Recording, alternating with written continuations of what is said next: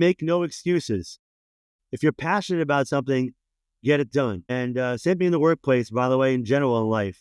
Excuses don't matter. You got to do the right thing. Shalom Aleichem, and welcome to Shtark Tank, the podcast about the challenges and opportunities of being a Ben Torah in the workforce. This week's guest is Allen Pfeiffer. Allen is a managing director at Kroll, a professor at Syms School for Business, and he takes his learning very, very seriously. You will hear about how to be a genuine Ben Torah in the office, how Allen navigates thorny professional dilemmas, and more. Before we jump into this week's episode, I wanted to share two quick updates. The first is that starting from this episode, we will be doing a lightning round at the end of each episode. Each interview will conclude with 3 questions, some of which will be the same each week, and some of which will alternate. Make sure to stick around until the end to hear this new section. The second is that we at Shtark Tank are preparing a number of episodes related to Shovavim. And while nobody has ever accused me of being a chassid, there's never a bad time to think about ways to add more kedusha to our lives. If you have any suggestions for guests or topics to talk about in this series, please feel free to email me. I would love to hear from you. My email is in the show notes. Now, here's our conversation with Allen Pfeiffer. My name is Yaakov Wolff, and this is Shtark Tank.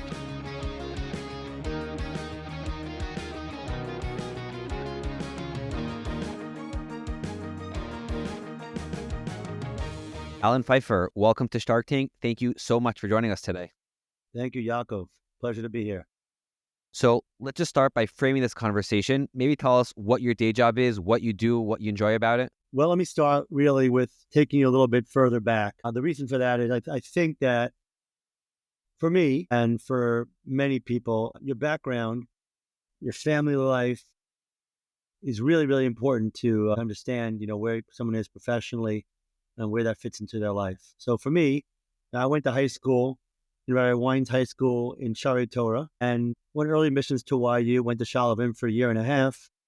And my Rabbeim in YU, Rabbi Neuberger, Rabbi Rosenzweig, were really important parts of my life, as was Rabbi Wein before that. And I think it's really important when you start a professional life to remember where you came from, remember who your Rabbeim are.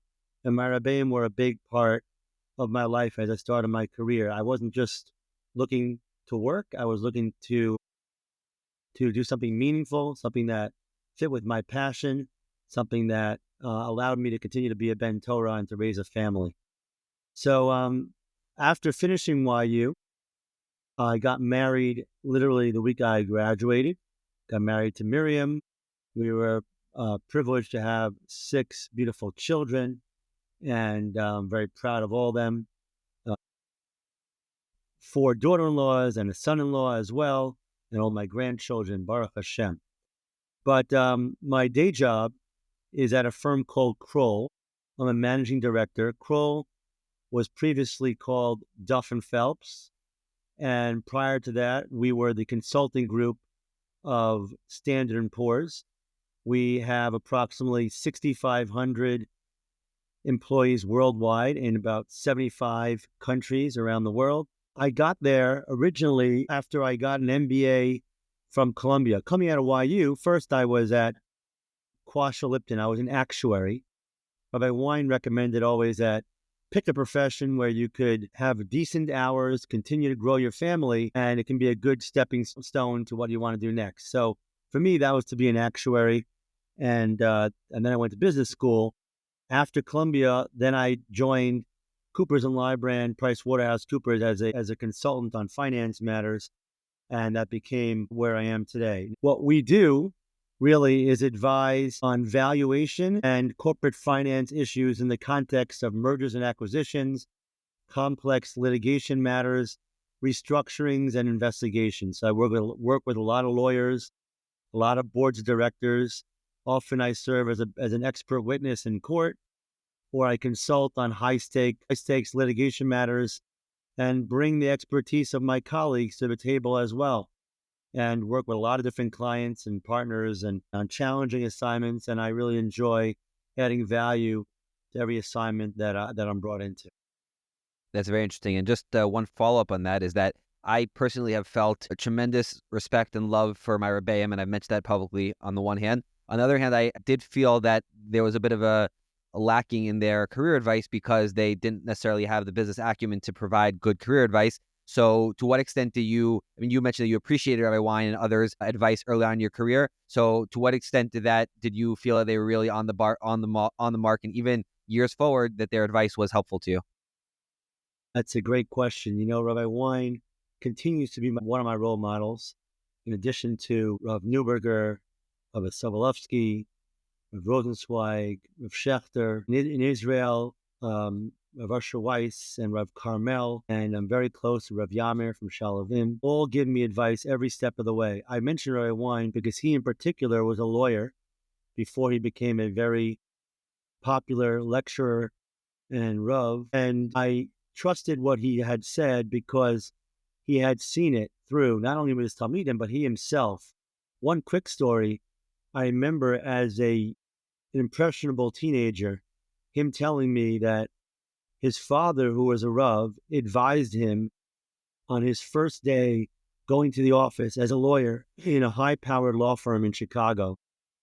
Rabbi Wein was told by his father, Beryl, as he said, Beryl, don't forget B'daven Mincha. And he said to his father, of course, I never forgot Mincha in my life. And as it happened, he actually forgot Mincha that day. And he told me that story, not to just simply remind me that I should daven mincha, but to remember that we're all fallible, that we've got to set limits for ourselves. We've got to be humble. And if it could happen to Rabbi Wein, it could happen to me. And so I always remembered, from day one on the job, not only to set my calendar to daven mincha with a minyan, but also to remember who I am and that I can't get so engrossed in my work to not remember why I'm working and what my ultimate goals are. And Rabbi Wein was and my other Rebbeim also continued to advise me when I have about a big case, whether it's a good idea to take a case. I was once asked to take a very large case against Donald Trump. Not to get into politics on this show, but I asked Rabbi Neuberger if it's we have a lot of hakaras hatov for some of the things that Donald Trump has done for us. This is going back, 4 or so years. And I asked him, if that's a good thing to do. Certainly not only in terms of me, but in terms of it being known potentially on the front pages of the Wall Street Journal that a frum guy was working on a case investigating potential things that Donald Trump had done. So I think it's really important to continue to go back to your Rebbeim and get advice. That's beautiful. And I had no idea that Rabbi Wein started out as a lawyer. My grandparents davened in shul for many, many years, and he's obviously a tremendous orator and Marbitz Torah. I learned something new just there.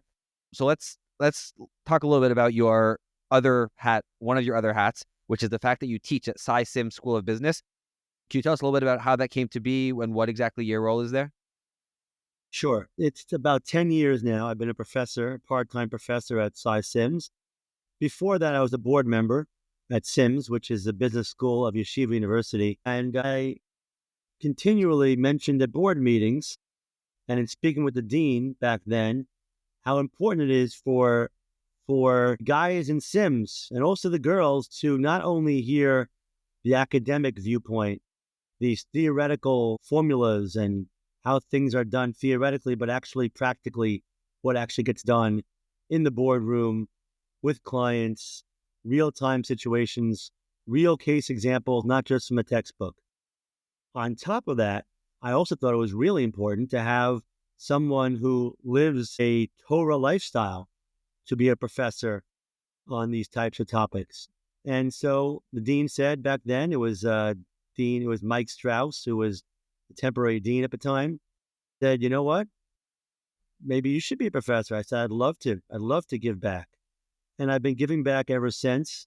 I teach in the spring.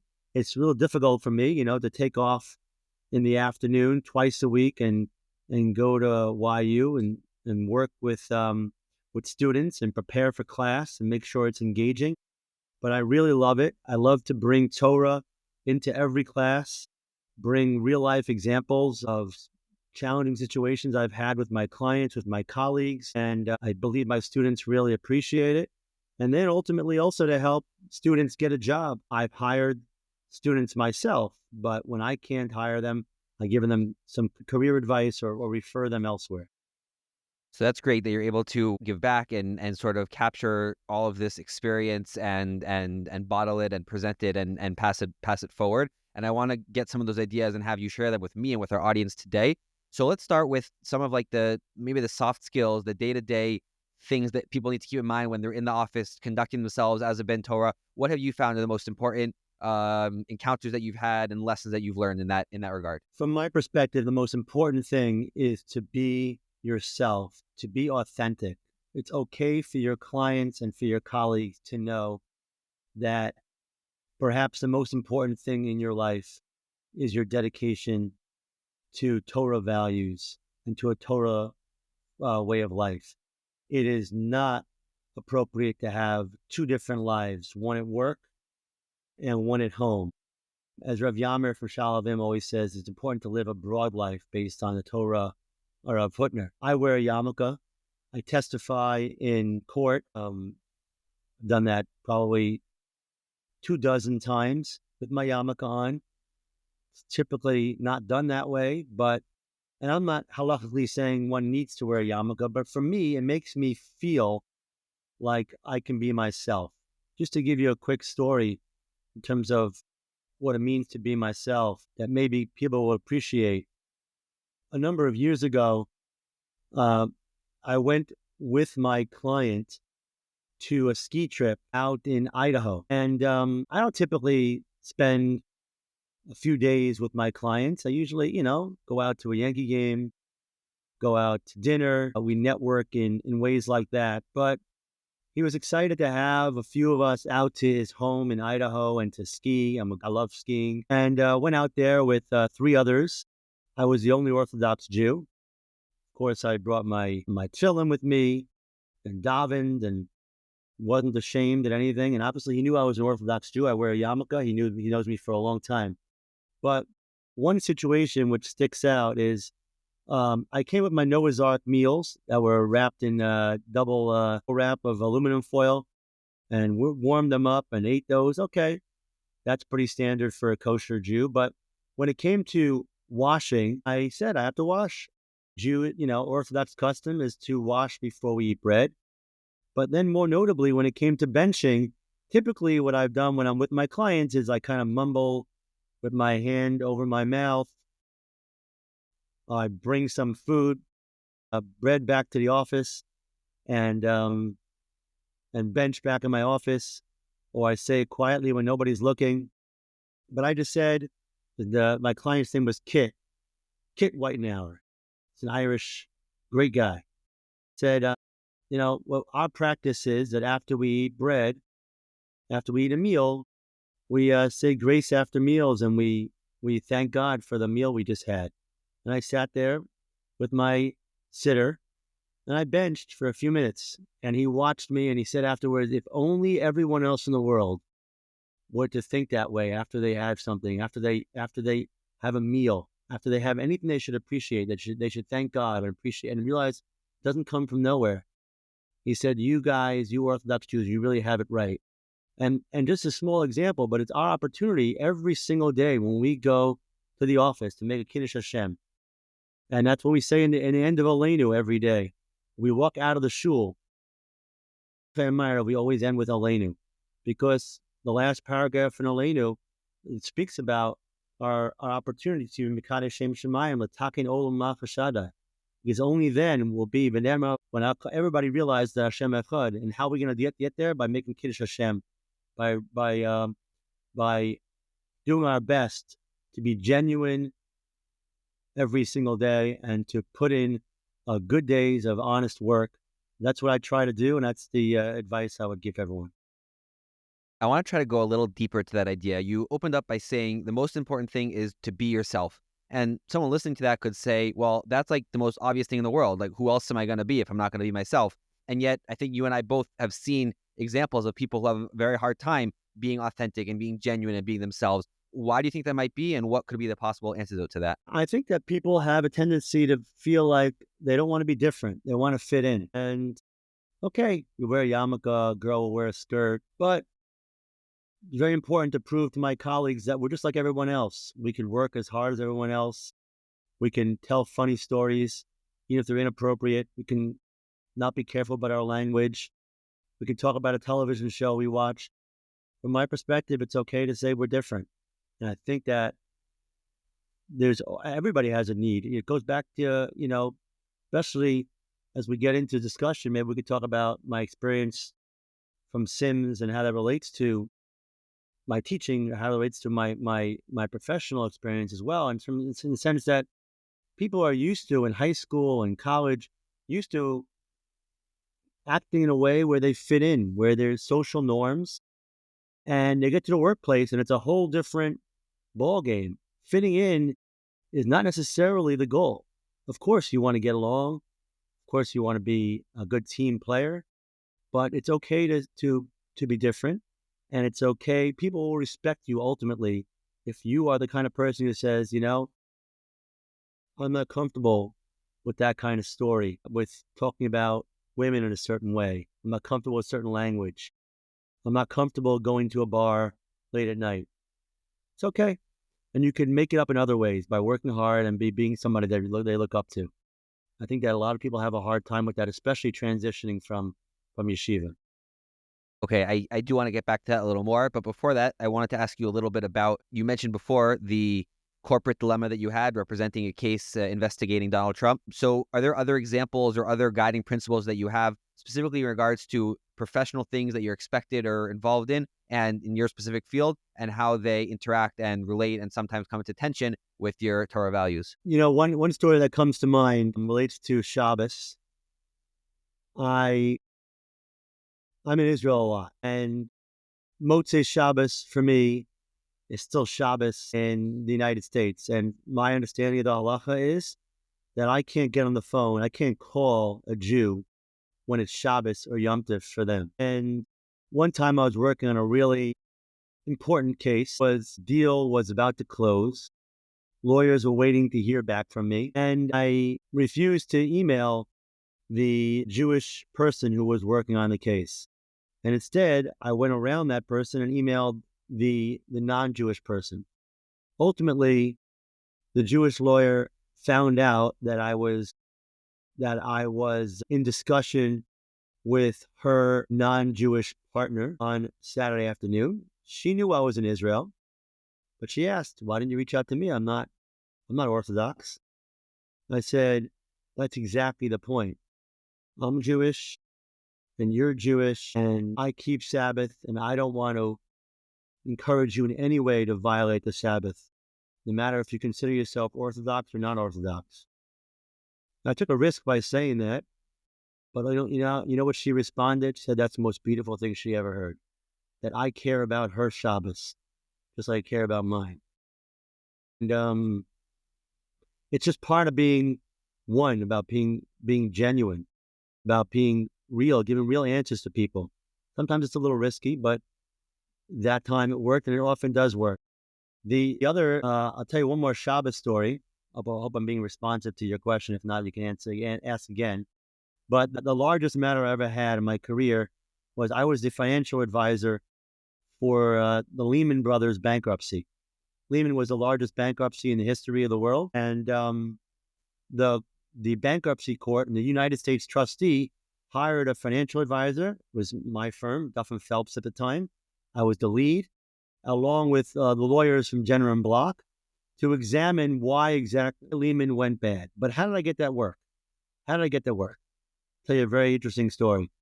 I landed in Israel on a Friday. I'll tell you a quick story. On Friday morning, I would check my voicemail, and I got a message saying it was the examiner for Lehman Brothers. And if I wanted to work on the Lehman Brothers assignment, I had to be in Chicago on Saturday afternoon pitching this case, or I had to at least be on video conference on Saturday afternoon. I responded that I'm an Orthodox Jew, happen to be in Israel. So for me, that'll be Saturday night. I will join the call, but as long as there's no Jews on the call, I'm happy to present. And just so you know, ordinarily, if I was in the U.S., I wouldn't do that for all the money in the world, no matter how big the case is.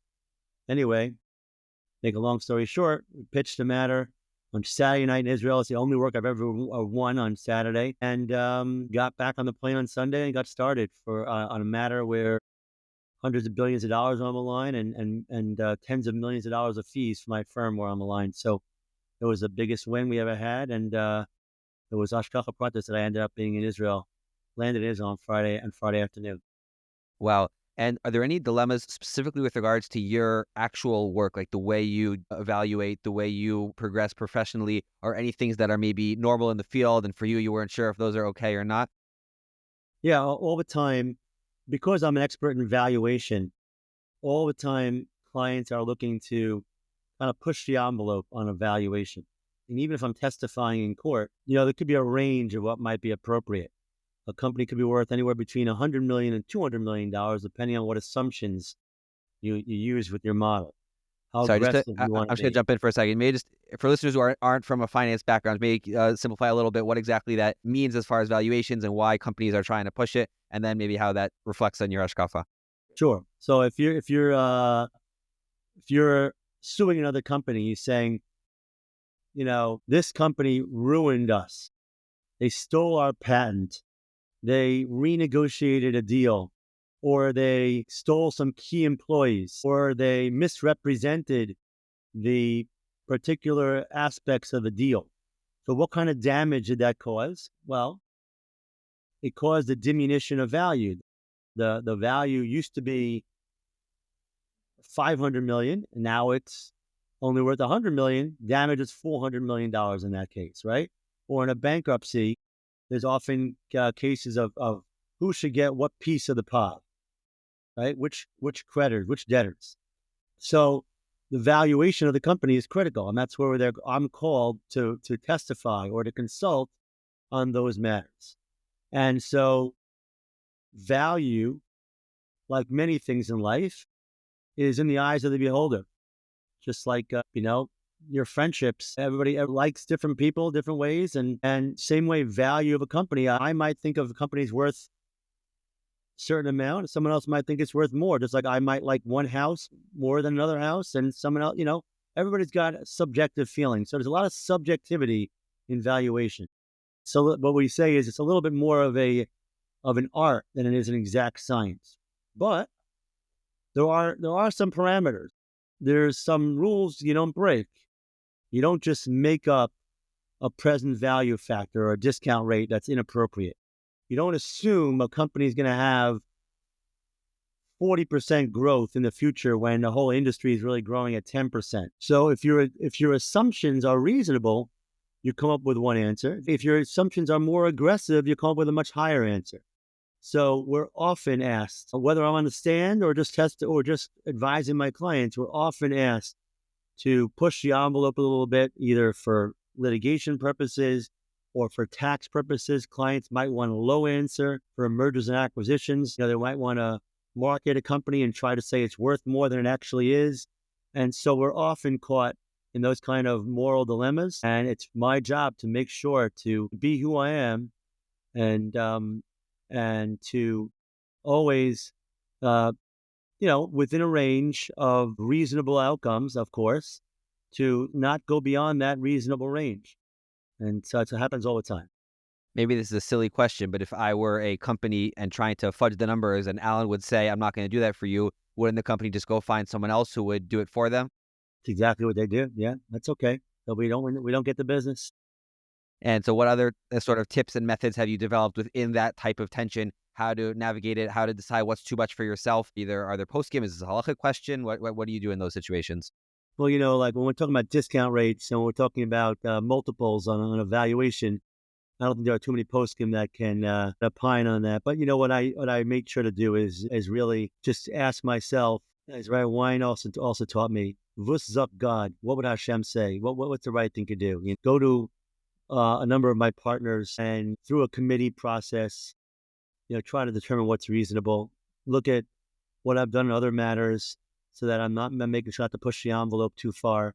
Just making sure that I'm not working for the money, but I'm working Of course, I want to support my family, but I'm working really to do the right thing. So it's really not something that I go to poskim for, but when I do have a halakhic question, I do know who I can go to, and that's not necessarily in valuation, but in terms of just a few weeks ago, I went to Rav Carmel, who is the head of Eretz Chemda in Israel, and I asked him what I should do about inviting my clients who are non-religious clients to our holiday party, where they're not going to be serving kosher food, and how much of an obligation do I have to make sure that there's kosher food available, and that they're taking from the right table at the party. I'm not the only one hosting the party, right? So that's different kind of, very different than a valuation kind of example. But I'm saying there are many opportunities to ask poskim and to try to figure out what the right thing to do halakhically. But when it comes to business sense, everyday business sense, and the kind of work I do in finance and what someone else might do in medicine or in law or in accounting, really you have to go into your inner self and really try to understand what's right. What's the right thing to do here? Got it. Going back to your beginning of your journey, you mentioned that you were looking for a job that would allow you to continue to invest in your Torah and your family. So looking back now and looking at the job market as it is today, what type of advice do you find yourself giving to other people as far as having a career that allows space for those other endeavors that we find so important? That's a great question. The first advice I give is to make sure to pick a profession that you're passionate about. You don't want to do work every day for the rest of your life as a b'diavad. Although you have to understand that that work is not going to be perfect, life isn't perfect, and to some extent there'll be days that are boring. You'll have ups and downs, but make sure to pick something that you're passionate about, that you enjoy. Similar to the way you are in your learning Torah, you have to take responsibility to make sure you understand the sugya, take ownership of the sugya, work hard at it. And when you go to work, you should have the same approach. Take it seriously, be mature. You asked, though, about balance. And in that regard, I think when you have a family, you have to find an opportunity to be home with your kids, to make time to learn, make time for the community. But it's okay also to work hard at your initial job, certainly before you have a family, even when you have a family. So that means that the hours that you're spending working, make sure to do your best, make sure to put in time. When it comes to balance, don't pick a career where you're not going to have any ability to control your schedule. A lot of the students that I work with want to be investment bankers. And of course, we talk about the appeal of being an investment banker. Make a lot of money as an investment banker eventually. Make sure not to get trapped in a situation where you're miserable, or you're working a top law firm and you're miserable. You're working 18 hours a day. You don't even know that you can make it home from the office in time to get home for Shabbos. Never mind wake up in the morning because you're working all night. And so you got to keep those things in mind. I'm not saying somebody shouldn't take a job where they work hard and they have to work 15 hours a day at times. But if you're working every single day for 18 hours, it's really hard to have balance. The other point I would make is balance is different at different stages of your life. When you have a young family, you need to be home for your wife, for your kids. At some point in your life, you can dedicate more time towards community, towards tzedakah projects, being on the board, helping out, doing chesed. At certain points, you'll be able to learn 4 hours a day, and there might be a time where you can only learn 1 hour a day. You have to have your minimums. You've got to go to shul. You got to daven with a minyan 3 times a day. You've got to learn at least an hour a day. But there'll be times where your balance shifts a little bit. One of the rebbeim in the shul that I go to in Bergenfield and Teaneck over here, Moshe Tzvi, often quotes that your avoda, the way you're serving HaKadosh Baruch Hu at times might be changing diapers and being home with your kids. And it's not always just learning and davening. You got to do what you have to do to balance your life based on where you are in the. Okay. You mentioned before the very interesting dynamic, and we discussed this a little bit before in our previous conversations about the fact that we have these great institutions and this wonderful lifestyle where we have the kids going into these great schools and yeshivas, and they're part of a great chevra, and they're learning, and they're all these wonderful things. And then there's this big shift to stepping out beyond in the working world. And specifically when it comes to Talmud Torah, that's a very, very big shift where your learning is part of a group, and there's a school, and there's a yeshiva, and a rebbe, and a shir, and a seder, and all these things. And then you're beyond that, and you're completely on your own. Everything you have to be done has to be completely on your own. So can you talk a little bit about that dynamic in Talmud Torah and how you personally have been able to keep up your learning throughout the years? Sure. I think it's very important to continue to be in a yeshiva frame of mind, which means to have a chevra that learns together, have a chabura that learns together with Mar Makomos at a very high level. Something was very important to me from the moment I got married. We set up a chabura where we had Rosh Yeshiva come give us shir several times every week, and we were there every night preparing the sugya. So as if we never left yeshiva. It's important to be in a community that's Torah-minded, to have a chavrusa, and to also be in a chabura. All those 3 points are critical. Those are the 3 circles that have to surround you in order to be a Jew who continues to learn in life. For me personally, I like to learn Be'iyun. So right now, currently, I'm in Kolo Boker with Rabbi Sobolovsky, where we're learning the same sugyas that he's learning in Shir and YU. It's in Bava Metzia and with Mar Makomos and everything. We do that early in the morning at 6:20 a.m. It's important also to cover ground. So for me, I also learned Daf Yomi. At times before that, I was covering ground by learning Shulchan Aruch or Mishnah Brura or other Masechtos as well.